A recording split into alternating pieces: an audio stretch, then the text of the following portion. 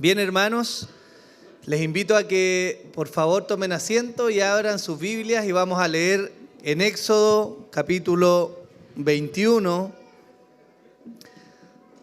desde el versículo 12 al 25, vamos a leer para poder iniciar el culto del día de hoy. La palabra del Señor dice así: el que hiriere a alguno haciéndole así morir, él morirá. Mas el que no pretendía herirlo, sino que Dios lo puso en sus manos, entonces yo te señalaré el lugar al cual ha de huir. Pero si alguno se ensoberbeciere contra su prójimo y lo matare con alevosía, de mi altar lo quitarás para que muera. El que hiriere a su padre o a su madre morirá. Asimismo, el que robare una persona y la vendiere, o si fuere hallada en sus manos, morirá. Igual el que maldijere a su padre o a su madre morirá.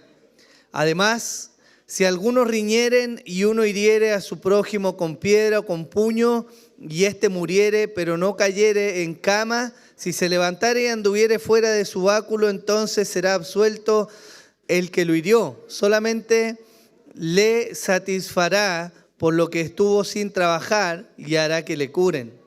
Y si alguno hiriera a su siervo o a su sierva con palo y muriere bajo su mano, será castigado.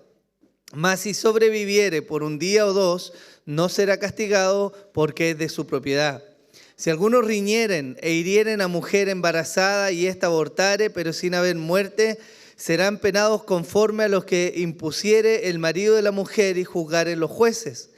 Mas si hubiera muerte, entonces pagarás vida por vida, ojo por ojo, diente por diente, mano por mano, pie por pie, quemadura por quemadura, herida por herida y golpe por golpe. Si se recuerdan, hermanos, Éxodo, particularmente en esta sección, viene después de la entrega de la ley en el Sinaí. Y el Señor, después de dar el decálogo, el resumen de los 10 mandamientos, comienza a mostrarle al pueblo una serie de leyes que ellos tenían que cumplir en la vida política de Israel como nación en la faz de la tierra. Pero quisiera traer a sus mentes algo que el texto nos muestra que es relevante para lo que hacemos el día de hoy. Si yo les preguntara de qué nos está hablando este pasaje, ¿qué resalta en todo este texto? ¿No resalta el valor de la vida del ser humano? El ser humano, a diferencia de todas las criaturas, la Biblia nos dice que es imagen y semejanza de Dios. Una imagen torcida hoy día y desfigurada producto del pecado, pero es valioso. Y hermanos, si hoy día hemos sido convocados a este lugar y estamos acá, lejos de pensar en una manera egoísta, centrada en nosotros, tenemos que entender una muestra del gran amor del Señor. Juan 3:16 nos dice algo relevante, que el amor de Dios se manifestó para con su creación de manera particular en entregar una vida, ¿o no? Y no cualquier vida, la vida más valiosa que podía existir o que ha podido existir, y es el Hijo de Dios. Hermanos, si la Biblia exalta esto en su momento para la regulación política de un pueblo, hoy día podemos mirar a la luz de todo lo que ha pasado en la historia hasta llegar a nosotros y entender el gran amor que el Señor ha tenido por nosotros. Y si eso nos convoca el día de hoy, mi pregunta, hermano, es que no debiéramos entonces estar dispuestos a adorar al Señor, no solo en los cánticos, sino en la disposición del escuchar, en el orar, en el venir y el disponernos a hacer la voluntad de aquel que entregó a su Hijo por amor a nosotros. Yo creo que es digno, ¿no? Y si Él es digno, entonces, hermano, yo le invito a que se ponga en pie y oremos al Señor antes de comenzar este culto, para que todo lo que hagamos sea para su gloria y para que nosotros también podamos conocerle un poco más.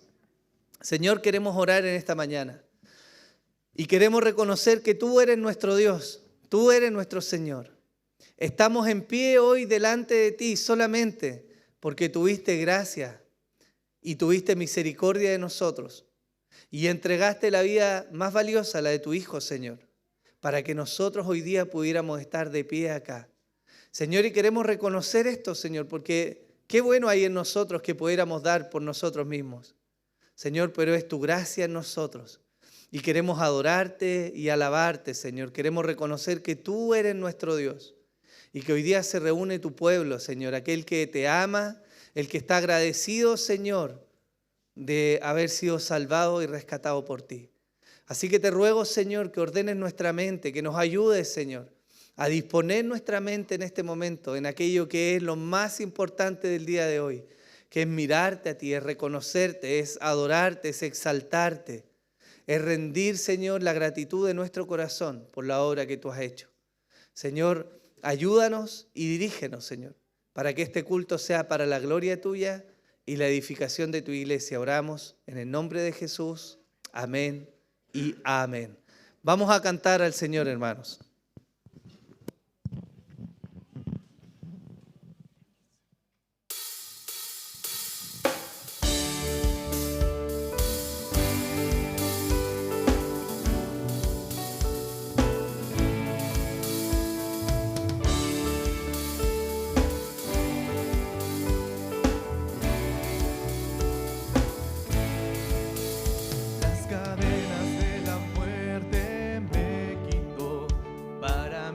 No hay condenación, hay libertad, libertad. Siendo esclavo del pecado me libró, en la cruz compró mi redención y libertad, libertad.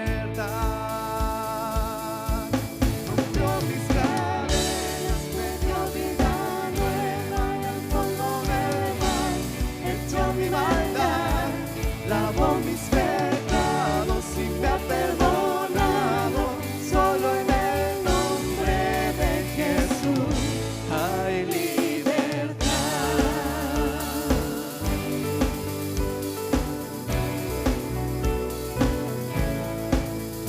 Yo proclamo al que en la cruz por mí murió y cambió mi duro corazón por libertad.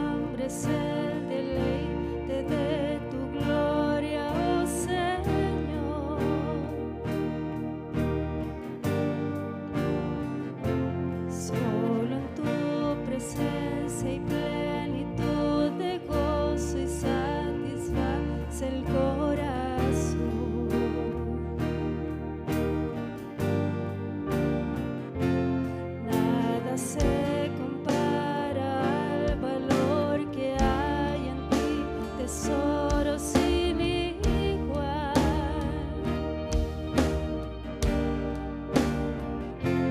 Conocerte y ser hallado en ti, Jesús, es en verdad felicidad.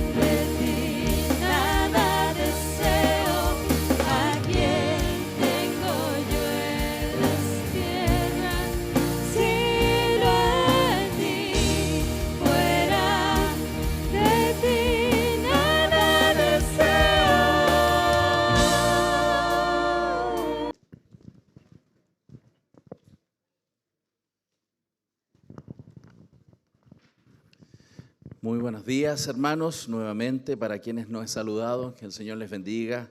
Espero que por la gracia del Señor usted se encuentre bien. Esta mañana voy a compartir una enseñanza que es temática. Yo creo en la predicación expositiva, por supuesto. Creo que así aprendimos. Pero a veces, de vez en cuando, podemos dar una temática y después nos arrepentimos y seguimos expositivo. Pero bueno, espero que el Señor nos guíe. En esta mañana el pastor me pidió abordar ciertos tópicos de consejería. Esta mañana hablamos sobre una introducción a la consejería bíblica, la importancia de la consejería bíblica. Así que quienes no estuvieron esta mañana temprano en la escuela dominical, les animo, así pueden verlo, para motivarse también a crecer en esas áreas. Entonces, el tema que voy a abordar es un tópico que probablemente usted eventualmente vaya a requerir, ¿sí? Que tiene que ver cómo enfrentamos los conflictos de matrimonio. Y aunque va a estar más enfocado en los conflictos matrimoniales, puede ser aplicado o extrapolado a cualquier tipo de conflicto interpersonal que nosotros tenemos. Y la Biblia enseña que el matrimonio es esa unidad que Dios creó para reflejar características muy hermosas que Dios tiene. El ser humano, el hombre y la mujer fueron creados para reflejar el carácter de Él, ¿cierto? Su carácter en igualdad de oportunidades, hombres y mujeres. A pesar del pecado, hombres y mujeres podemos reflejar bondad, amor, justicia, características de los atributos comunicables de Dios. Pero también sabemos que la unión matrimonial, nos enseña la Biblia, que refleja el amor de pacto eterno entre Dios y su iglesia.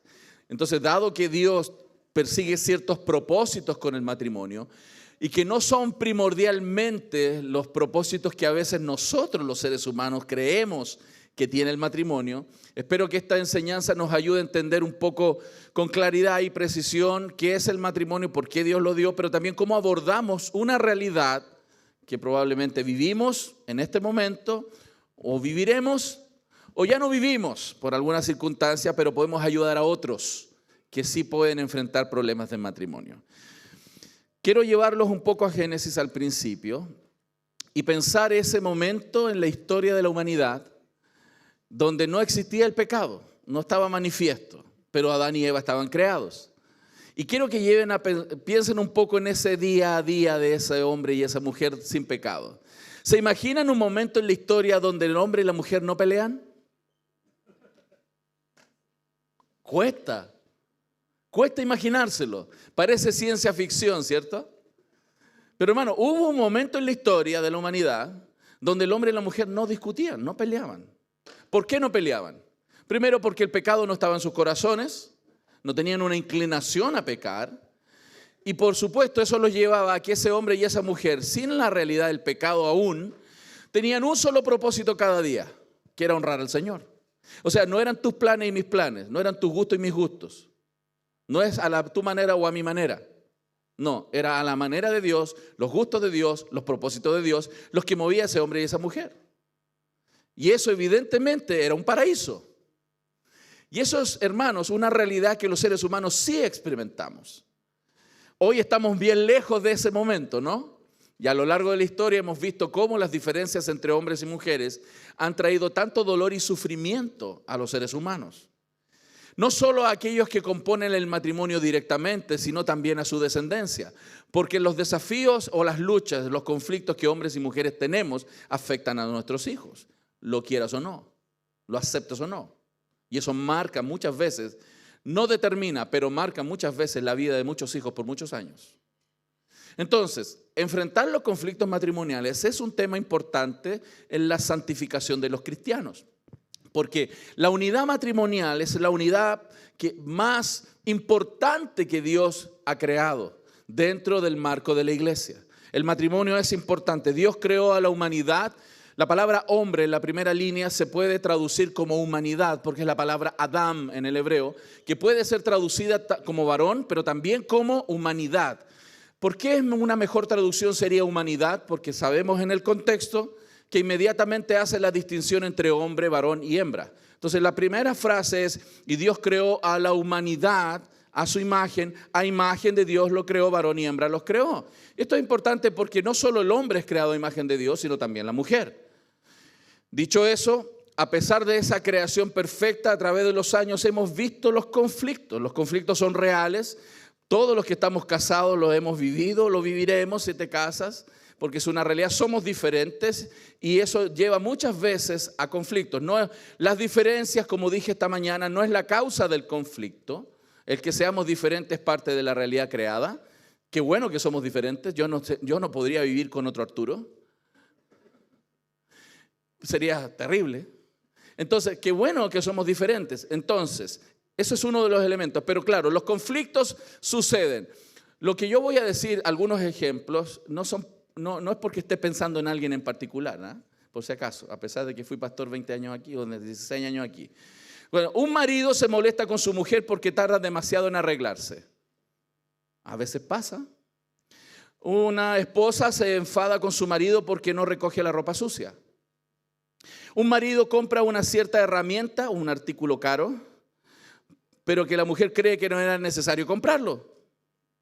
Una mujer compra un bolso, el 20º bolso, y su marido no cree que fuera necesario comprar otro más. Una esposa se enfada porque su marido no ejerce su liderazgo en el matrimonio. Una esposa se enfada porque, cierto, su marido no ejerce el matrimonio, pero un marido también se enfada porque su mujer no se somete a su liderazgo dentro del matrimonio. Un marido se enfada y habla con dureza a su mujer, habla ásperamente, pero su mujer también regaña a su marido. Entonces, si alguna cosa les parece familiar, no es personal, no es personal. Seguramente usted y yo tenemos muchos ejemplos, muchos ejemplos. Los conflictos son reales.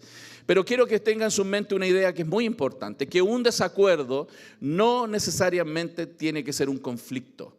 Porque el hecho de que existan desacuerdos es reconocer la realidad caída. Somos tan diferentes que no vamos a pensar igual en todas las cosas. De hecho, vamos a priorizar y pensar de maneras probablemente muy distintas, hombres y mujeres. Pero que una diferencia se transforme en un conflicto no es por la diferencia, es por nuestro pecado en el corazón. Entonces, los conflictos se originan por el pecado, no por las circunstancias. Y eso es claro en las Escrituras. Un desacuerdo no tiene que ser un conflicto. Un desacuerdo se convierte en un conflicto cuando uno o los dos cónyuges responden de forma pecaminosa a ese desacuerdo, con palabras o hechos. Y eso es muy importante para repetírnoslo. El hecho de que seamos diferentes no es la causa del problema. El hecho de que pensemos distinto a lo mejor en todo no es la causa del problema, del conflicto. La causa del problema es el pecado en tu corazón y en mi corazón. Dada esa realidad, si uno la reconoce, si usted quiere obviarla, va a seguir metido en los problemas.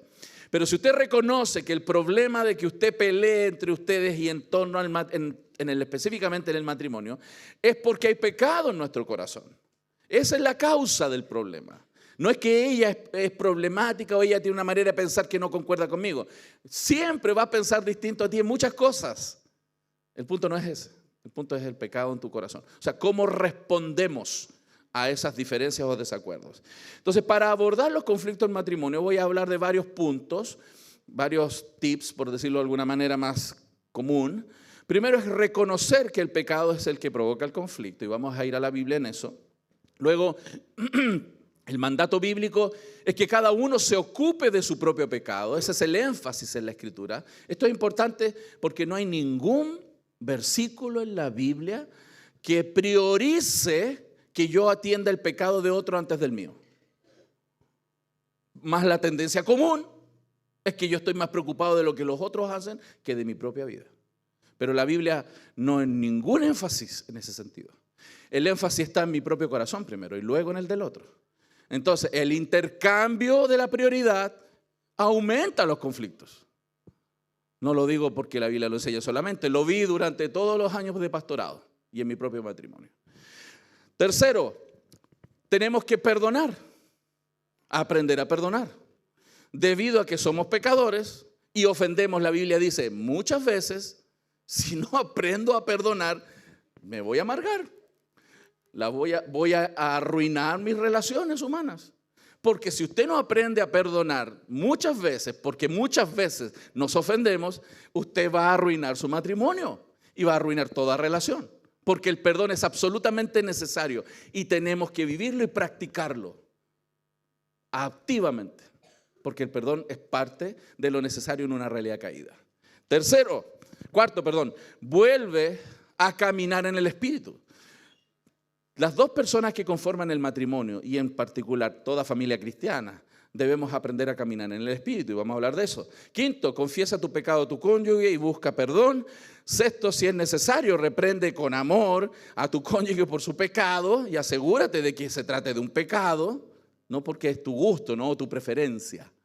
¿Ah? Porque a veces le alegamos al otro por una preferencia, no por un pecado real.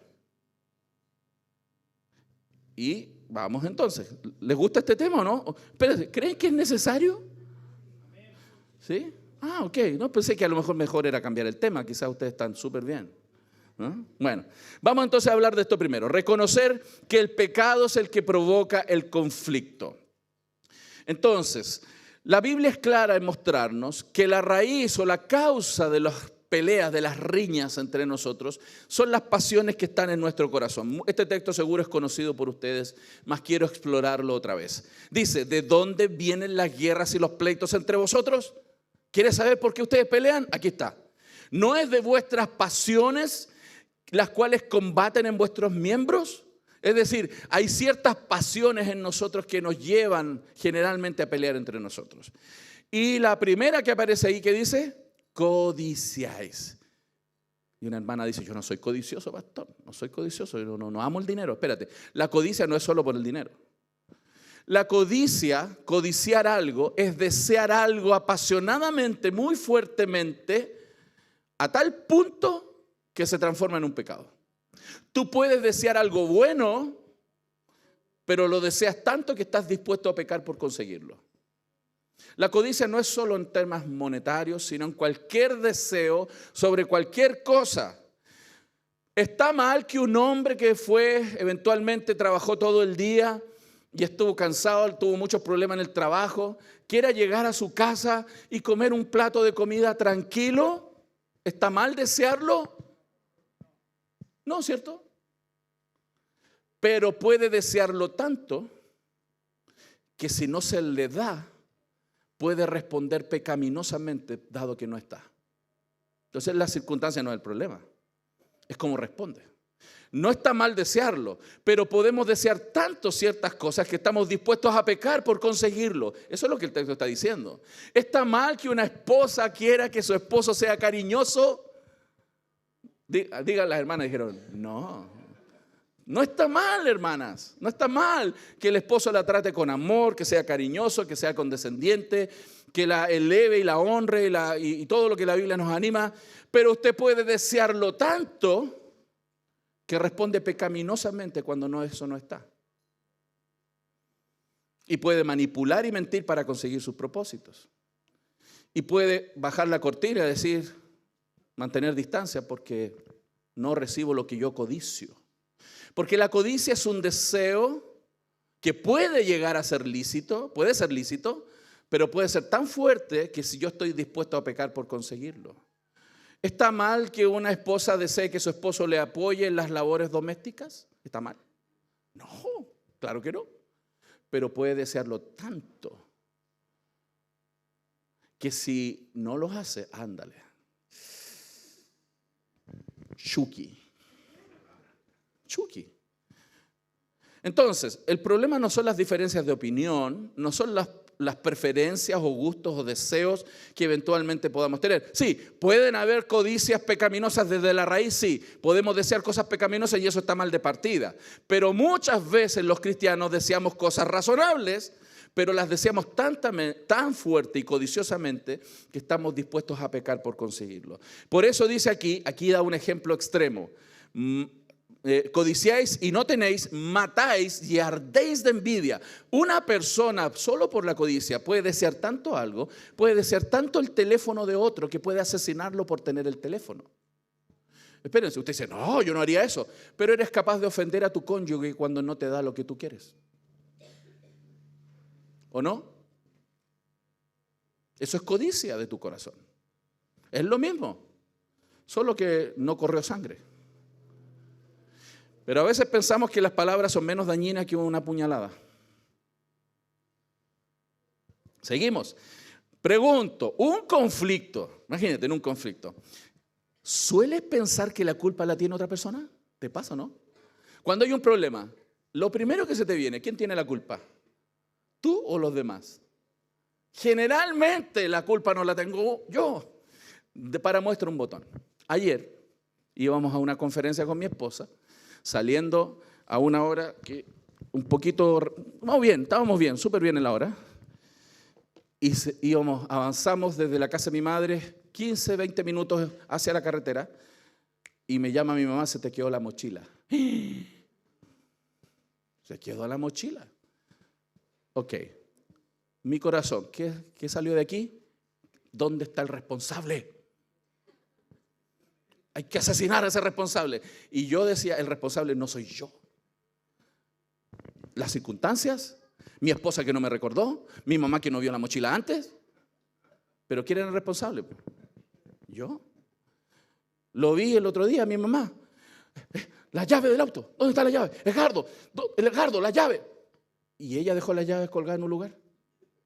Pero fíjate, cómo la tendencia frente a un conflicto es culpar a otro. Y ese es el mayor, por eso hay tanta pelea, hermanos. Porque el foco siempre lo ponemos fuera de nosotros. El Señor quiere santificarnos, esa es la meta que Él tiene. Romanos dice claramente que el pecado tiene que ser abordado, Dios quiere santificarnos. Entonces, por eso la Biblia pone el énfasis en que nosotros tratemos primero nuestro propio pecado. Esa tiene que ser nuestra dedicación diaria, mi propio pecado. Fíjate, es tan importante porque si yo no abordo en el orden, en las categorías bíblicas, el desorden en las categorías bíblicas aumenta los problemas en la familia. La Biblia es clara, dice, mira, no juzguéis para que no seáis juzgados, porque con el juicio con que juzgáis seréis juzgados, y con la medida que medís os será medido. Te quiero hacer una pregunta sin que me respondas a mí directamente. ¿Cómo juzgas a tu cónyuge? ¿Cuán exigente eres con tu cónyuge? ¿Qué vara le estás poniendo? Piensa en eso. ¿Cuál es el estándar que tú le estás pidiendo a tu cónyuge? Con ese mismo estándar vas a hacer tu medido. Si tú eres súper exigente con tu cónyuge, ok, ese mismo estándar vas a hacer tu medido. No lo digo yo, lo dice el texto, ¿no? O sea, tenemos que ser cuidadosos. Porque si yo quiero recibir misericordia por mis faltas, ¿cómo tengo que ser yo? Ok, si tú eres exigente y le pones una carga extra sin misericordia, con esa vara eres medido, dice el texto. Agrego, ¿y por qué miras la paja del ojo de tu hermano y no echas de ver la viga que está en tu propio ojo? ¿O cómo dirás a tu hermano, déjame sacar la paja de tu ojo y aquí la viga de tu ojo? Miren esto. Una persona que no se dedica primero a mirar su propio pecado y está más dedicado a ver el pecado del otro, ¿cómo le llama la Biblia? ¿Cómo somos entonces? Con mayúscula. Un hipócrita en la Biblia es uno que está más dedicado a mirar los pecados del otro sin dedicarse primero a mirar su propio pecado. ¿Cómo le llama la Biblia? Probablemente hay varios aquí, si no todos nosotros. Entonces, dejemos de ser hipócritas. Es la enseñanza primordial en este punto. Porque los hipócritas son los que se preocupan primero de los pecados del otro antes de los personales. No está diciendo que no ayudes a alguien en su pecado. Pero ojo, la primera prioridad es tu propio pecado. Si todos los días tienes más énfasis en ver con lo que el otro no hace o falla, y esa es tu primera tendencia, eres un hipócrita, según la Biblia. Por lo tanto, no está diciendo que no podemos trabajar en el pecado de otra vida. Lo que dice es que primero atendamos nuestro propio pecado. Y luego dice, o como dirás a tu hermano, déjame sacar la paja de tu ojo ajeno y aquí la viga de tu ojo, hipócrita. Saca primero la viga de tu propio ojo y entonces, ¿qué te va a pasar? Verás bien. Una persona que no está habituada a tratar con su propio pecado ni siquiera logra ver correctamente la situación.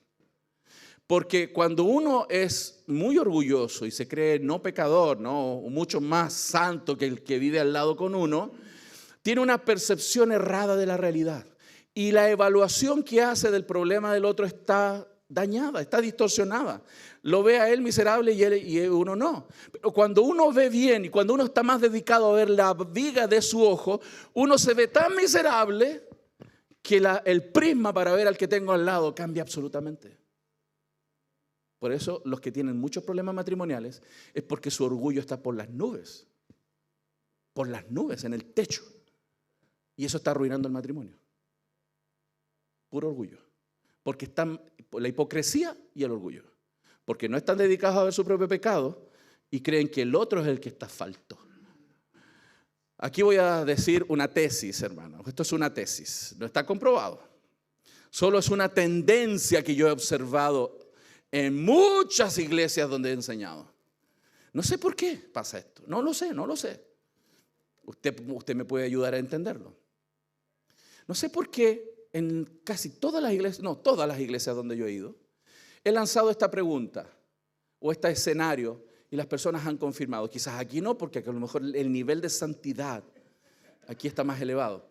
Pero la tendencia en toda Latinoamérica, yo este ejercicio lo he hecho en varios países y he preguntado, hermanos, una pregunta, hermanas, en la pareja, las relaciones de pareja, ¿a quién de los dos le cuesta más pedir perdón? ¿Cierto que la mujer?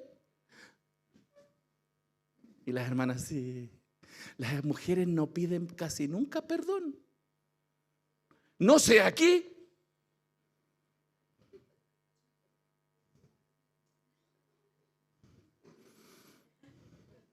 El hombre sí. Eventualmente pide perdón. Un poco más. Pero, ¿por qué entonces pasa eso? Por la mirada que tienen de ellas mismas. Esto no estoy diciendo que la mujer es más pecadora. Solamente estoy mostrando una tendencia, porque este ejercicio que acabo de hacer y vi sus caras, lo he hecho en toda Latinoamérica. Y en toda Latinoamérica ha sido igual. Las mujeres reconocen que ellas casi nunca piden perdón por sus pecados. Ojo con eso, hay una debilidad que hay que atender. No estoy diciendo que el hombre no peque, porque los hombres somos muy pecadores también.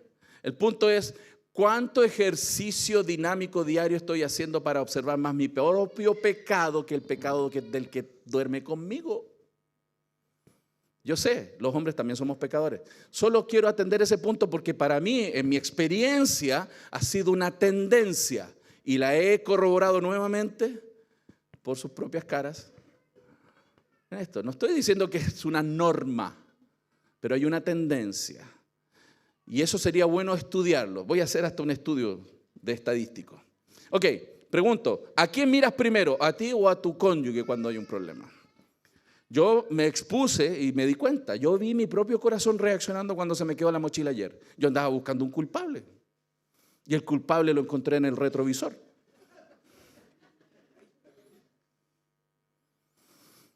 Eso demuestra que la mayoría de los problemas matrimoniales no son bien abordados porque no estamos enfrentando el foco del problema. El foco del problema no está fuera de nosotros, está dentro de nosotros. Y esa es la prioridad de la Biblia. Por eso, fíjate, la Biblia dice, examíname, oh Dios, y conoce mi corazón, pruébame, conoce mis pensamientos y ve si hay en mi camino de perversidad y guíame a mí en el camino eterno. Pero algunos oran, oh Dios, examina el corazón de este, prueba sus pensamientos, ve si este camino es miserable de este señor y guíalo por favor. Totalmente aparte de la Biblia. ¿Se dan cuenta? Esa es la tendencia. Entonces, necesitamos enfocar bien. El problema no principalmente bíblico, no está atender el pecado del otro, sino atender nuestro propio pecado. Si no, tú no te esfuerzas en eso, no vas a resolver los problemas matrimoniales.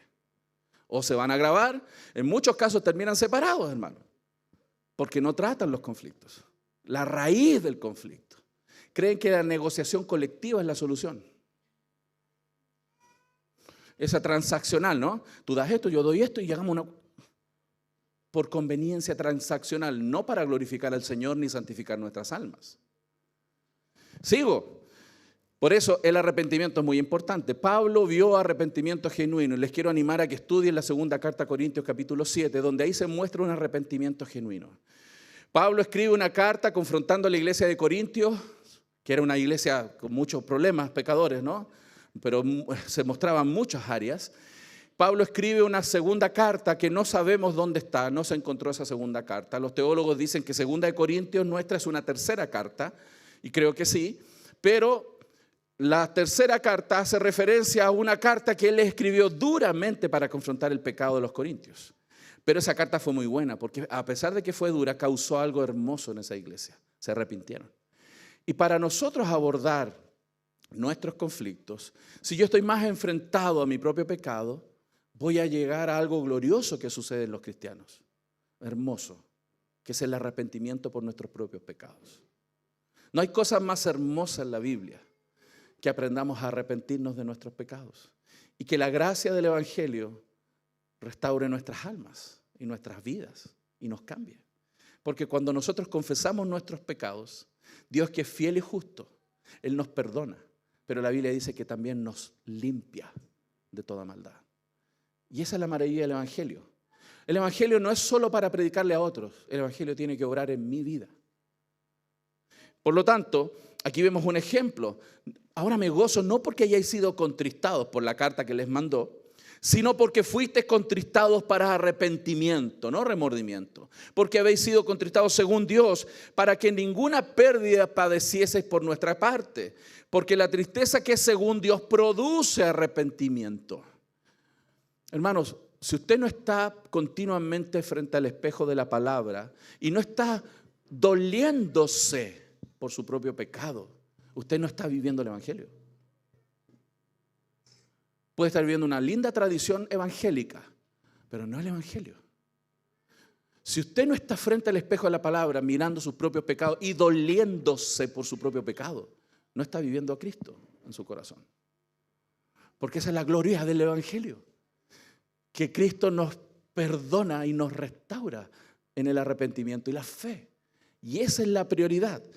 Por lo tanto, la tristeza que produce el arrepentimiento es para salvación, de que no hay que arrepentirse, pero la tristeza del mundo produce muerte. Y agrega, pero he aquí, esto produjo un fruto tremendo en esta iglesia.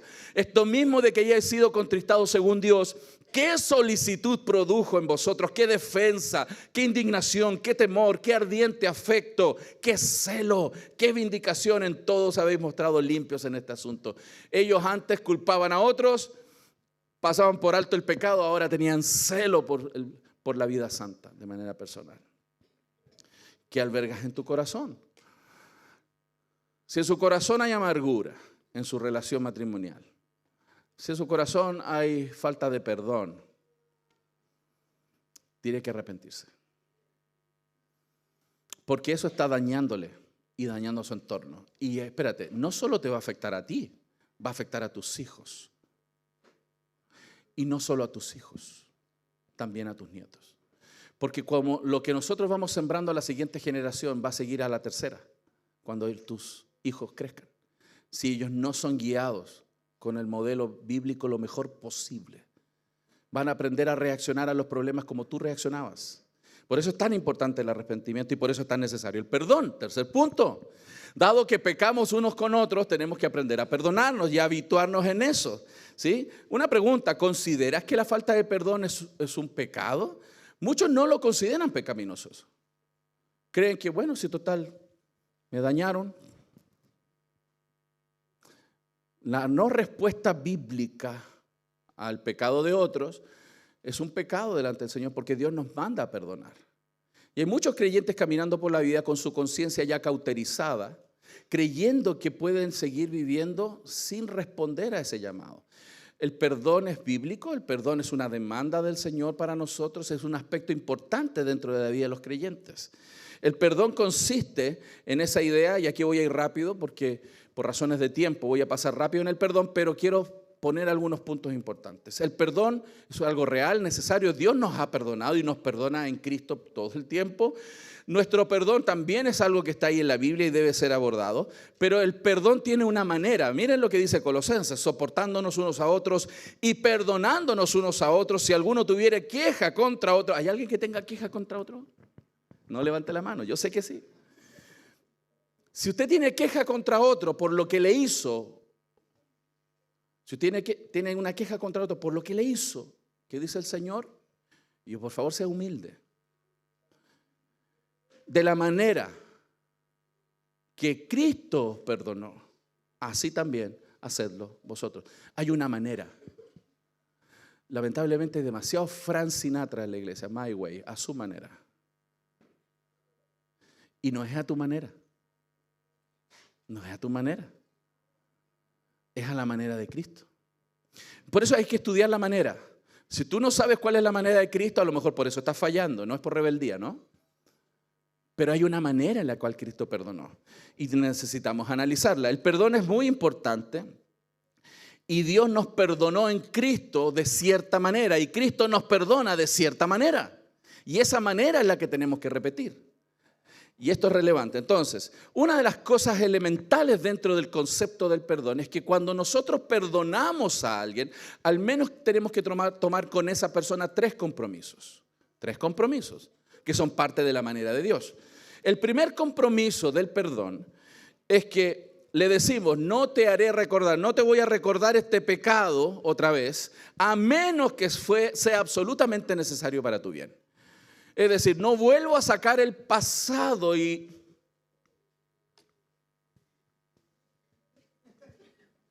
como algunos y algunas hacen, pero yo sé que ustedes no, ustedes son más santos. A menos que sea estrictamente necesario.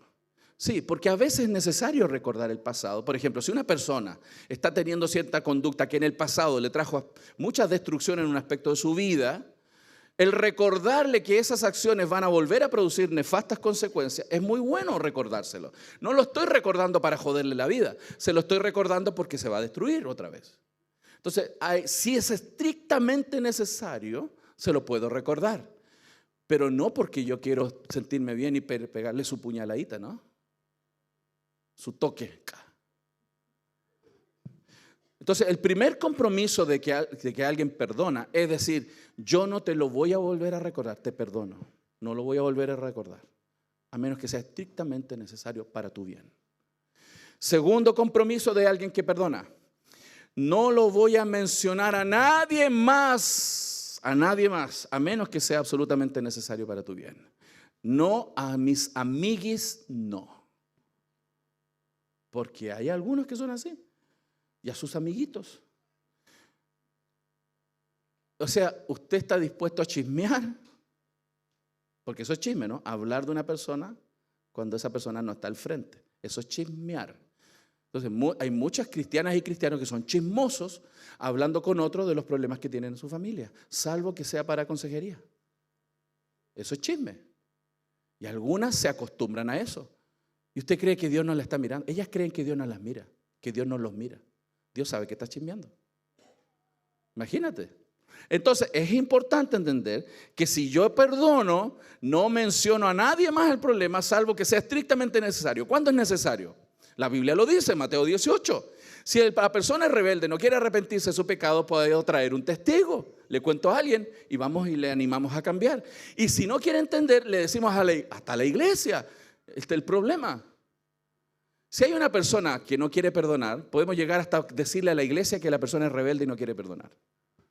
Incluso tenerla por gentil y publicano, porque pudiera ser que no ha nacido de nuevo. Porque alguien que no perdona puede ser, o que tiene una profunda rebeldía en su corazón, la gente lo tilda de daño o dolor y encubre su rebelión a los mandatos divinos.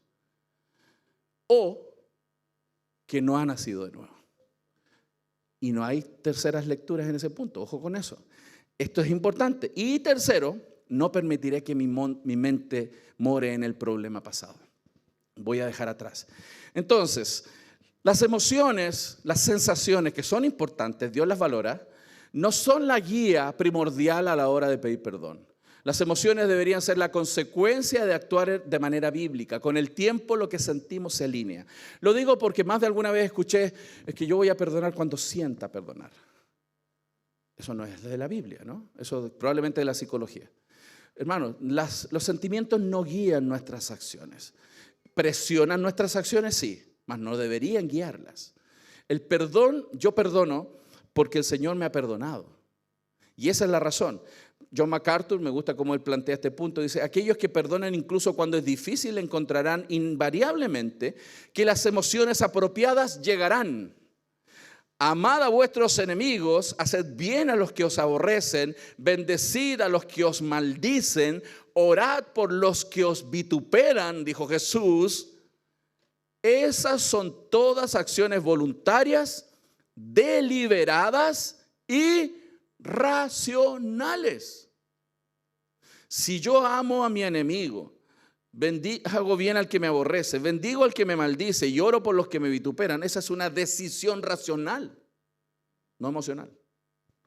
Y luego, obedece los mandamientos, dice él, de Cristo, dará de hacer estas cosas y tu enojo eventualmente dará paso a la mansedumbre. Tu frustración será vencida por la paz y tu ansiedad sucumbirá a la calma. Es decir, la euforia, los sentimientos van a aplacarse cuando tú decides hacer lo que el Señor dice. Es como una locomotora. Las locomotoras son las convicciones y el carrito de cola son las emociones. Eventualmente el carrito de cola se va a alinear con tus convicciones. No al revés. Los cristianos que son muy emocionales, que viven por sus emociones, les cuesta mucho esto. Porque son más guiados por lo que sienten que por lo que creen o lo que saben. Y eso es un mandato que tenemos que crecer en esa área. Entonces, la relación del perdón con el arrepentimiento. Y aquí quiero explorar algo que es importante. Pastor, entonces yo tengo que perdonar siempre, no importa si se arrepiente o no se arrepiente. No. Tenemos que distinguir la diferencia entre ambas situaciones. Primero, ¿a quién debemos perdonar? La Biblia distingue la actitud del perdón, es decir, que tiene que haber una disposición tuya de perdonar, y la Biblia es clara en eso, da varios ejemplos. Dice, cuando estéis orando, perdonad si tenéis algo contra alguno.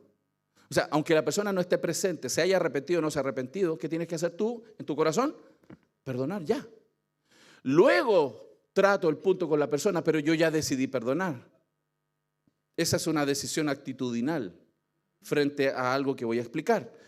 De hecho, Jesús en la cruz, mientras lo estaban matando, ¿qué dijo? Padre, ¿la gente que estaba abajo se había arrepentido?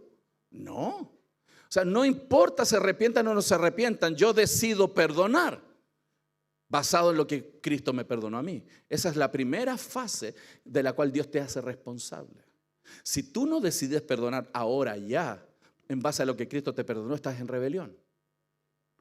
Dado que Cristo nos perdonó, nosotros decidimos perdonar. Luego viene la aplicación del perdón en la relación. Tercero, y perdonaos nuestros pecados porque también nosotros perdonamos a los que nos deben. Por otro lado, el perdón tiene un aspecto transaccional, es decir, aplicar en la práctica el perdón con una persona. Ese punto es importante. El perdón transaccional con los demás está basado en el reconocimiento verbal del arrepentimiento. Por ejemplo, Dios nos ha perdonado en Cristo Jesús, potencialmente, pero ¿a quién se le aplica el perdón? A los que se arrepienten. En Cristo el Padre estaba reconciliando consigo al mundo en Cristo. Es decir, Él ya decidió perdonar a aquellos que creen y se arrepienten, pero ya la actitud estaba dada. Cristo ya decidió perdonarnos. Él murió por nosotros. Pero cuando se aplica el perdón a la persona, cuando se arrepiente al ofensor, ¿sí? Si no entendemos esa diferencia, por eso a veces hay confusión. Tiene que haber una definitiva intención de perdonar. Tiene que haber una disposición, porque cuando el ofensor se arrepiente y golpea la puerta para pedir perdón, tú ya tienes que haberlo perdonado. De eso Dios te hace responsable. Entonces, ¿cómo debemos perdonar? ¿Se acuerdan que les dije que había una manera? Bueno, la Biblia dice inmediatamente. Actitudinalmente, yo perdono inmediatamente. Como Cristo, ¿no? Cristo es así, ¿cierto? ¿Cuántos le han pedido perdón al Señor? ¿Se demora en perdonar? ¿Ustedes ven a Cristo otra vez? Si la semana pasada hiciste esto mismo. No, te voy a dejar ahí un ratito. ¿Hace eso el Señor con nosotros? No. El Señor nos perdona inmediatamente. ¿Cómo además nos perdona?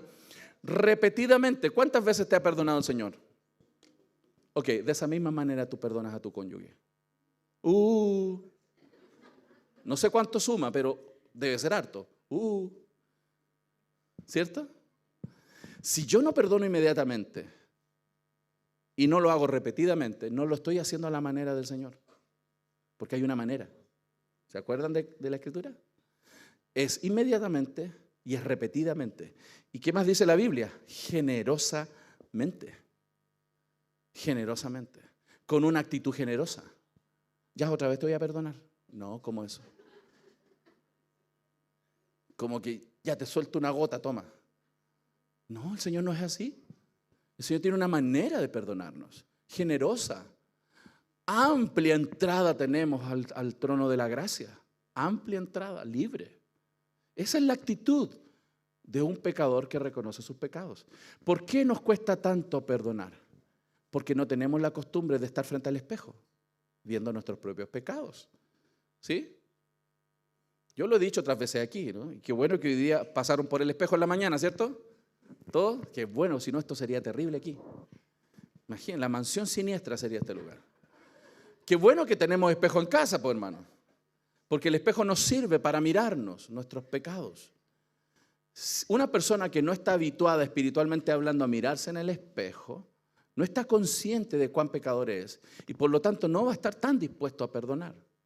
La persona que normalmente pasa más tiempo en el espejo de la palabra se va a experimentar más pecador y va a ser más llano a tener misericordia con un miserable pecador al frente, como él también se considera un pecador. Entonces es importante la manera de perdonar, de consolar, ¿cierto? Como el Señor nos dice, para que no sea consumido de demasiada tristeza.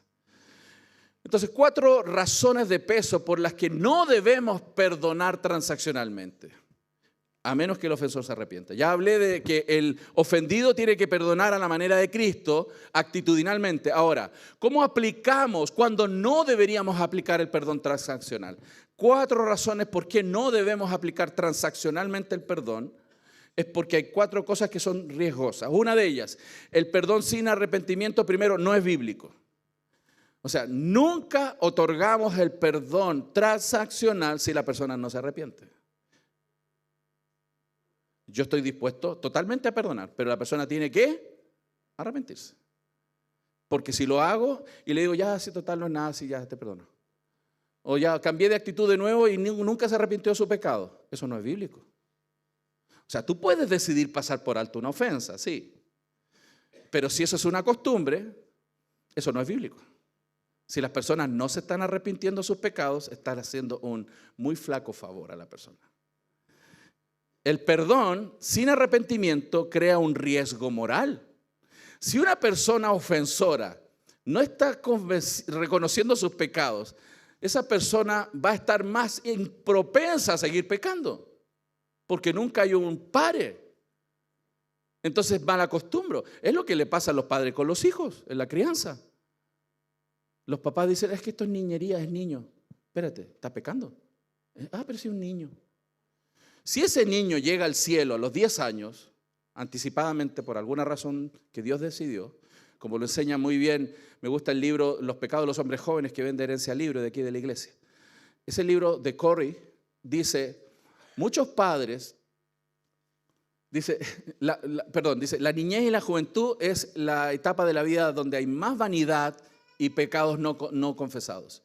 Pero el problema no es eso es real, sino que los padres tratan eso como niñerías. Si ese niño llega al cielo a los 10 años, el Señor le va a decir, espérate, no te preocupes si eso era niñería. Él va a rendir cuenta por todo lo que hizo mientras estuvo en el cuerpo, dice la Biblia. No va a ser niñería. Pero los papás le llamamos niñería a lo que Dios llama pecado. Entonces no abordamos el pecado como debe ser abordado con el Evangelio. No estamos hablando de golpe, estamos hablando de Evangelio, sino que simplemente diagnosticamos que tiene una niñería. Quiero dar un ejemplo, creo que lo dije aquí alguna vez. ¿Qué hacen los papás cuando el niño tiene un dolor de cabeza? Una hermana en una iglesia me dijo, yo oro, pastor. Ella era muy espiritual, yo sé, puede ser, está bien, no lo. Pero ¿qué hace normalmente un cristiano cuando el niño tiene dolor de cabeza? Y oramos también. Amén.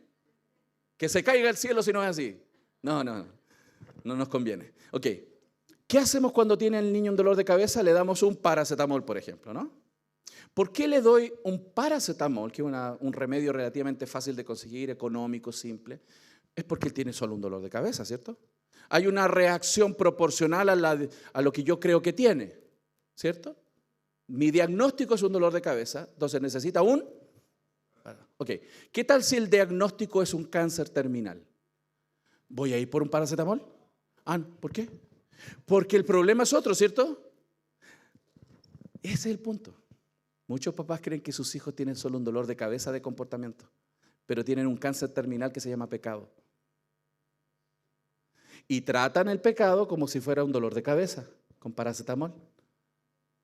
Pero su pecado lo lleva a la muerte. Y los papás no lo estamos viendo. La falta de precisión nos lleva a conductas erróneas.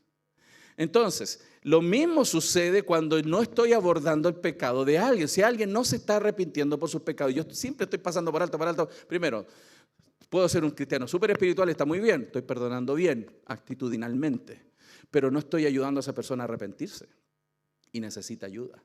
Crea un problema, un riesgo moral. Tercero, el perdón sin arrepentimiento es moralmente serio porque está acumulando ira para el día de la ira, esa persona, sin arrepentimiento.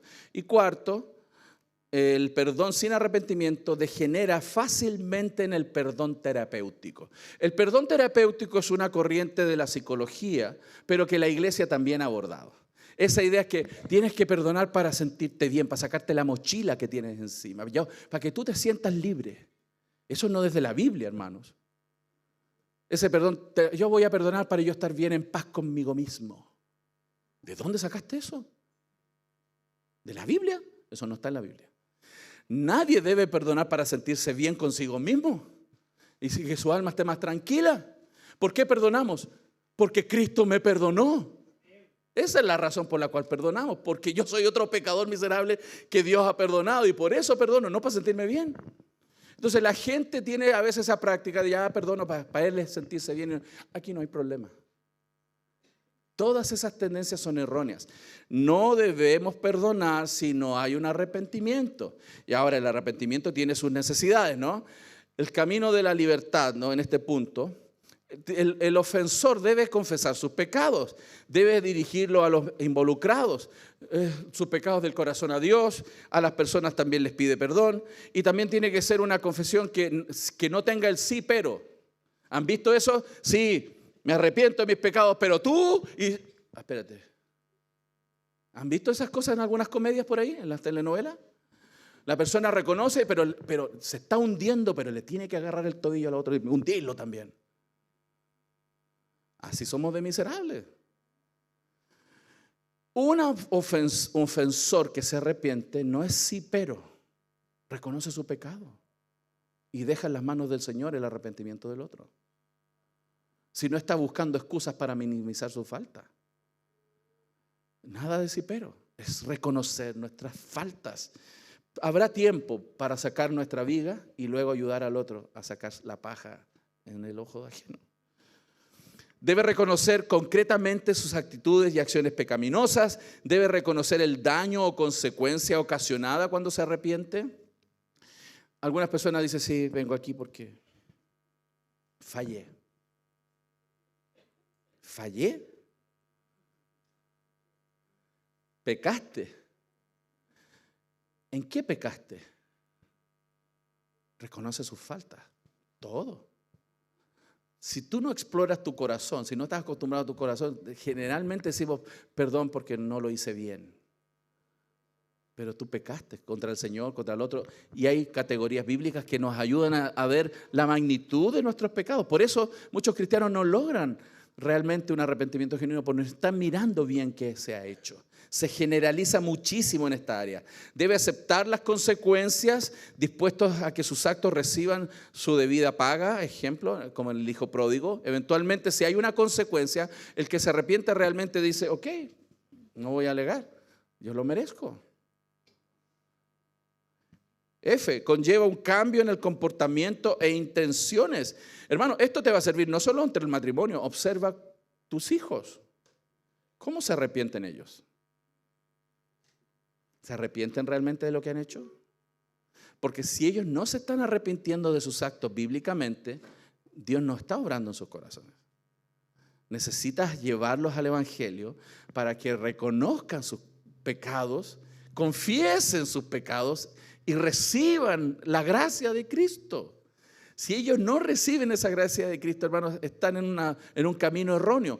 Parece un camino bueno porque están en la iglesia, pero no están en el camino real del Señor, del arrepentimiento y la fe. Ese es el camino del Evangelio. Debe pedir perdón con el deseo de obedecer y agradar a Dios. Todo eso es una recomendación para los ofensores. ¿Hay algún ofensor aquí? Yo necesito aprender más de esto. ¿Sí? Ok, sigo. La falta de perdón es un pecado. Negar el perdón es un pecado que interrumpe nuestra íntima comunión con Dios. Lo he visto a través de los años, las personas que tienen amargura en el corazón y no han perdonado cosas del pasado, los he visto como se han secado espiritualmente, fingen una vida espiritual que no tienen, y es muy común verlo, aunque están en la iglesia, vienen al culto. Pero una persona que no ha perdonado va a tener serios problemas reales de comunicación con el Señor. Quizás le queda el vuelo, pero no está teniendo una relación con el Señor, porque el Señor no permite que estemos sin arrepentimiento y perdón. Aferrarnos a cualquier pecado en nuestro corazón provoca una ruptura con nuestra comunión con el Señor. Usted puede estudiar luego esos textos, esto va a estar disponible. Este archivo se los voy a entregar a vuestro pastor para que él también lo pueda compartir con ustedes. Además, debe existir entonces una autoevaluación. Y esto lo voy a pasar rápido. Aquí hay una lista de buenas preguntas que una persona debe hacerse cuando está enfrentando conflictos. ¿Sigue mi mente obsesionada con las situaciones en las que se ha pecado contra mí? ¿Puedo recordar detalles de pecados cometidos contra mí hace mucho tiempo? ¿Sigo sacando a relucir un pecado de la otra persona que pecó contra mí? ¿Me sorprendo a mí mismo contando a otras personas cómo me han ofendido? Cuando pienso en las personas que me han ofendido, ¿siento ira, amargura o rencor? Cuando pienso en la persona que me ha ofendido, deseo que pague por lo que me ha hecho. Tengo un deseo secreto de venganza contra la persona que me ha ofendido. Pienso algo como, no me importaría que le pasara algo malo. Señor, ¿te lo llevas o te lo envío? ¿Busco oportunidad para amar con amor a esa persona? Hermanos, estas preguntas es bueno hacérnoslas. Si yo no estoy haciéndome estas preguntas, no estoy habituado a algo que el cristiano siempre tiene que hacer, que autoexaminarse. Si no hay autoexaminación, hermano, no vamos a poder crecer como deberíamos. Y es por eso que muchos matrimonios están pendiendo de algunas razones no bíblicas para mantenerse. Por eso es tan importante.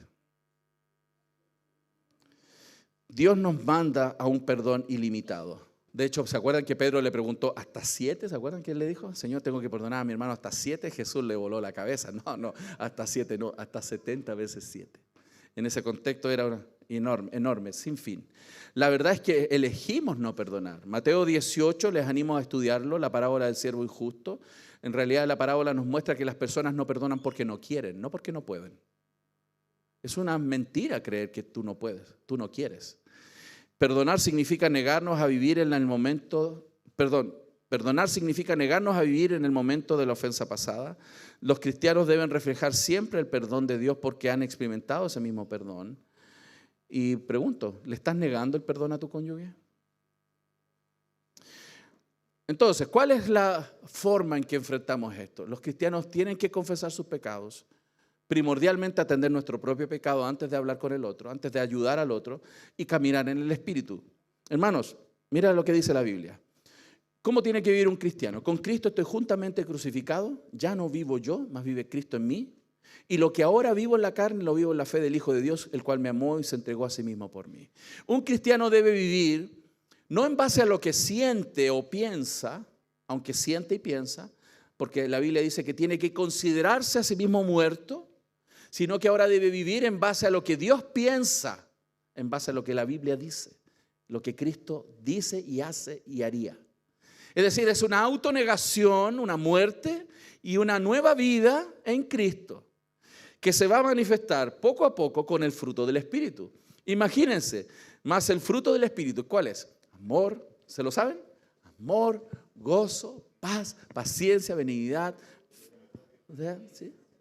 Templanza. Espérense, imaginémonos esto.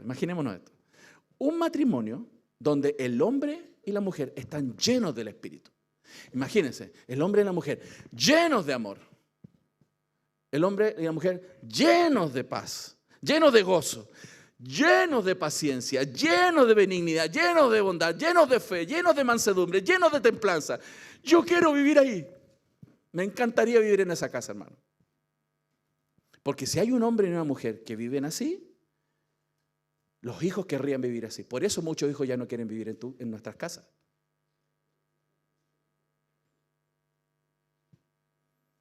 Muchos hijos se van a querer ir rapidito porque esto no se ve en las casas. Cuesta verlo.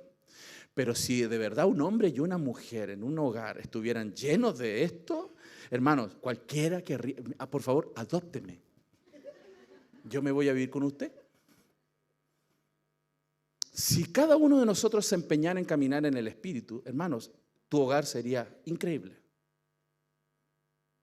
Pero como estás más preocupado del pecado del otro, por tu propia codicia, y no te preocupas de caminar en el Espíritu, cuando dos personas no viven así, generan lo contrario, que no quieren vivir con él, ¿cierto? ¿Cómo sería tu matrimonio si caminaras tú y él constantemente en el Espíritu? Sería tremendo, ¿no? ¿Sí o no? Sería increíble ese lugar, ese matrimonio, ese hogar. Hermanos, y esto no es ciencia ficción, esta es la meta de los cristianos. Y esto se puede vivir. Y Dios puede cambiarnos, Dios puede transformarnos. Pero si no nos enfocamos en eso, no puede pasar. Entonces, para que los conflictos matrimoniales cambien, el foco está en nosotros mismos y en enfocarnos en que Cristo sea formado en mi propia vida, caminando en el Espíritu. Y eso va a cambiar todo. Eso apunta al cambio. Evidentemente requiere de las dos partes, ¿no? Pero mientras más nos ayudamos en vez de ponernos más peso, porque eso es lo que pasa, no somos como el cangrejo, ¿se saben ese cuento, no? Los cangrejos que uno está tratando algunos dicen que están tratando de salir, pero después otro le agarra, ¡bico, para abajo! En vez de ayudarnos, hermanos, nos ponemos más carga. Entonces la vida cristiana es así. Necesitamos abordar nuestro pecado, caminar en el Espíritu para que se viva Cristo, y eso va a ser un ambiente muy diferente en nuestros hogares. Los hijos van a querer estar ahí. 5. Confiesa tu pecado a tu cónyuge y busca el perdón. Aprendamos a pedir perdón. Hermanos, por favor, aprendamos a pedir perdón. Si te cuesta, hay algunos que tartamudean, no les sale. No están acostumbrados a pedir perdón. Si usted no está pidiendo perdón regularmente, algo raro está pasando. Hermano, si usted no está pidiendo perdón regularmente, si no estamos en eso de reconocer nuestras faltas, algo raro está pasando. ¿Estamos negando la realidad? ¿O nos creemos muy orgullosos? ¿O somos muy orgullosos? Porque siempre fallamos. Entonces, habituémonos a pedir perdón y confesar nuestros pecados. Por eso, esto es tan importante que al Señor le importa más que tu adoración. El tema de arreglar los problemas, mira.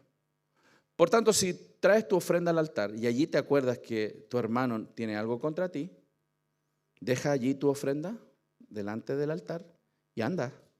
Reconcíliate primero con tu hermano y entonces ven a presentar tu ofrenda. Es decir, fíjate, al Señor no le interesa tanto lo que tú haces por Él como lo que tú eres. Entonces a él le dice, ok, no ofrendas, no me cantes, no vengas al culto, no. Arregla el problema primero. A ese nivel Dios lo está poniendo, ¿no? Deja tu ofrenda en el altar, anda, primero resuelve el problema y luego ven y adora. ¿Por qué? Porque a Dios sí que le importa esto.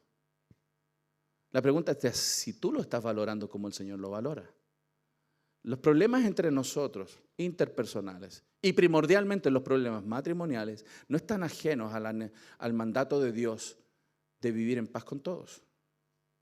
Y es por eso que debemos dedicarnos a trabajar esta área. Voy a pasar esto aquí.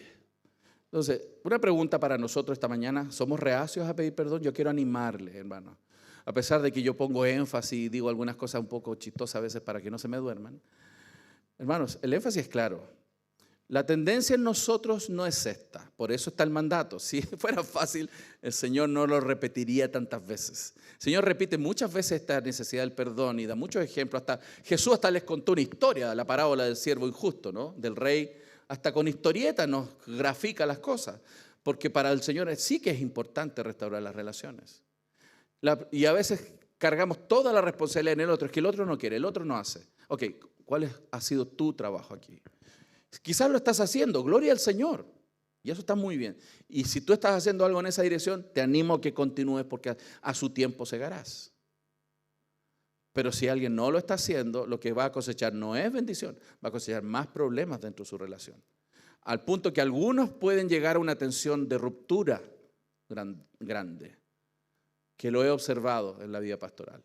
Por lo tanto, sexto, si es necesario, fíjate, al final, si es necesario, reprende con amor a tu cónyuge por su pecado. Ojo. Y por favor, trabajemos un poquito en esto porque el que pensemos diferente y hagamos las cosas diferentes, eso no necesariamente es pecado. Entonces, el que tú aprecies algo más que el otro y el otro no esté llegando al estándar de tu aprecio, no significa que él esté pecando. Y a veces le ponemos una carga porque codiciamos algo. Y responsabilizamos al otro porque no nos da el objeto de nuestra codicia. Entonces, separemos lo que la Biblia categoriza como pecado de nuestras preferencias. Porque estamos poniendo a veces más ripio en el camino, más baches, en vez de alisar el camino para que ambos vivamos bien. Entonces, aprendamos a caminar juntos en ese sentido. Miren por eso, si es necesario, ok, si hay pecado en tu cónyuge, ¿qué tienes que hacer? Confrontar en amor. Pero mira, dice aquí el texto, hermanos, si alguno fuere sorprendido en alguna falta, ¿tienes alguna falta de tu cónyuge anotada por ahí? Algunos tienen una lista, ¿sí? Sí, un rollo. Se las tengo contaditas. Espérate, pero dice aquí, si alguno tiene algo, fuere sorprendido, en alguna falta, ¿qué dice después? Vosotros que sois. ¿Quiénes son los habilitados para ir y confrontar la falta del otro? Aquellos que son ¿cómo? No cualquiera. Por eso los que no son espirituales la riegan y embarran más su relación, porque no están obrando espiritualmente. Por eso dice que los que están más capacitados para ir y atender la necesidad pecaminosa de otra persona tiene que ser espiritual, porque si no va a ser garrotazo tras garrotazo. Tiene que ser espiritual. Es una demanda personal. Y esa persona, después de ser espiritual, si ve pecado en otro, ¿qué tiene que hacer? ¿Cuál es su objetivo? Dice restaurar. No, fíjese, hermano, no dice enrostrarle. No dice eso la Biblia. Porque a veces eso es lo que hace la gente. Van sobre el pecado del otro y se lo enrostran. ¿Y eso dice eso la Biblia? ¿Cómo somos de miserables, hermano? Nos dice enrostrarle. Dice restaurarle. Eso dice la Biblia. Con espíritu de mansedumbre. Yo me he visto confrontando a otro, a mi esposa en alguna falta, con un orgullo por el cielo. Y he visto mi corazón orgulloso. No la he restaurado, la he enrostrado. Y eso está mal. y tenemos que arrepentirnos. Considerándote a ti mismo, no sea que tú también seas tentado. Entonces, ¿cómo evitamos el conflicto? Rápidamente, caminando en el Espíritu, ser una persona con la que sea fácil vivir. Quiero hacer una pregunta, ¿es fácil vivir contigo?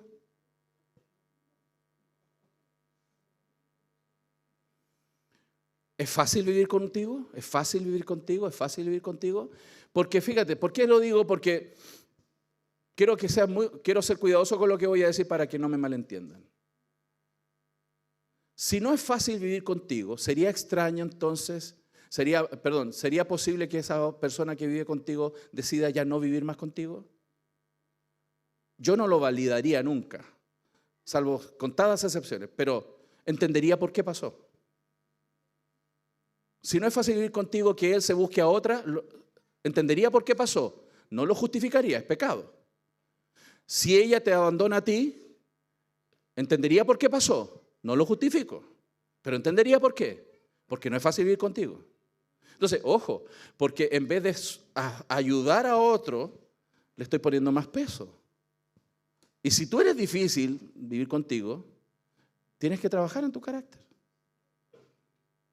para evitar mayores tentaciones y problemas. Entonces, vuelvo a repetir, no lo podemos justificar si el otro peca, pero entenderíamos por qué pasó. Tercero, ama a tu cónyuge.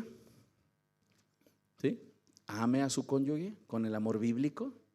¿Sí? No con las emociones solamente, un amor bíblico. ¿Cómo es el amor bíblico? ¿Se acuerdan de Corintios? Todo lo soporta, todo lo espera, todo lo cree, porque así deberíamos aprender a amar. Hay parejas que se casan, me tocó celebrar matrimonio, ¿no? Ellos creen que se aman. Yo uso un término poco ortodoxo para definir lo que a ellos les pasa, están atontonados. Yo sé que es poco ortodoxo, hermano, pero en realidad esa parejita que está en el altar no se ama bíblicamente, está emocionada, está llena de sueños, tiene expectativas, muy bien. Pero esas dos personas no se aman realmente, en términos bíblicos. Ellos van a aprender a amarse a lo largo de los años. Cuando aprendan a soportar, aprendan a esperar, aprendan a perdonar, aprendan a amar a pesar de las diferencias, esos van a aprender a amarse con los años. Pero la parejita que recién se casa, no. Si no se apega a Cristo, eso se va a romper. Por lo tanto, tenemos que aprender a amar a nuestros cónyuges. Y cuarto, servir al otro. Reflexión final, y perdón por el tiempo. El conflicto entonces no es causado por las circunstancias ni por las diferencias. El conflicto es causado por la respuesta pecaminosa de nuestro corazón. Cuando hay conflicto, ¿qué tenemos que hacer primero? Mirarnos a nosotros mismos y explorar mucho más profundamente nuestro corazón. Pero luego de explorar y encontrar nuestro propio pecado, tenemos que arrepentirnos, confesar nuestros pecados, pedir perdón a las personas que están al frente y al Señor. Y luego, si Dios me da la gracia y la sabiduría y la espiritualidad, puedo ayudar al otro pecador con que vivo a que también se arrepienta de sus propios pecados. A veces será necesario hacer eso también. Porque si el Evangelio es el centro de nuestra vida, hermanos, los conflictos matrimoniales van a ir decayendo.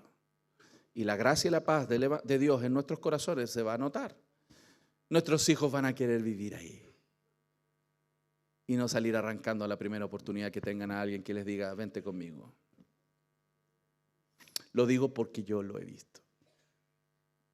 Amén. Así que espero que la confrontación de la verdad nos ayude, yo digo, es un baño de realidad, nos hace muy bien, una realidad bíblica, sobre la raíz de los problemas. Pero al mismo tiempo, y lo he dicho en algunas conferencias, a pesar de que la Biblia, como lo vemos aquí, habla tan mal de nosotros, no hay ni un libro así. Lea cualquier libro de la literatura universal, no existe ningún libro que hable tan mal de nosotros. Ninguno, yo no conozco. Pero ese mismo libro que habla tan mal de nosotros, habla de un Dios que tiene un amor increíble, que nos ama y envió a Jesús a morir por nuestros pecados. Y ha decidido obrar en nuestro corazón y comenzar una buena obra y perfeccionarla hasta el día de Cristo, a pesar de nosotros. Entonces, en vez de luchar contra esa verdad, alineémonos con esa verdad y que Dios siga obrando en nuestros corazones para su gloria pero también para el disfrute nuestro, para nuestra bendición y para la bendición de lo que viene en torno a nosotros. Amén. Vamos a orar. Señor, te damos muchas gracias por tu verdad. Y a pesar de que no hicimos, Señor, unas predicaciones positivas, Señor, espero que esta exposición sirva para traer luz, claridad, convicción, pero también arrepentimiento. Señor, tú conoces que soy débil, soy un pecador, he fallado muchas veces, Señor.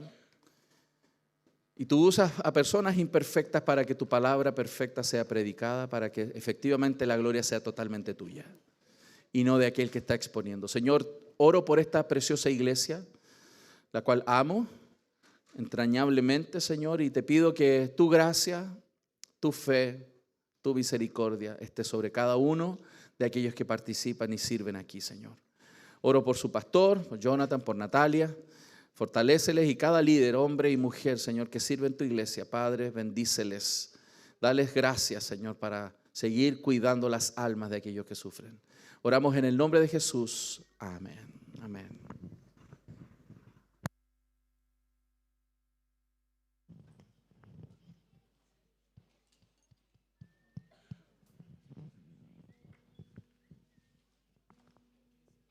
Oh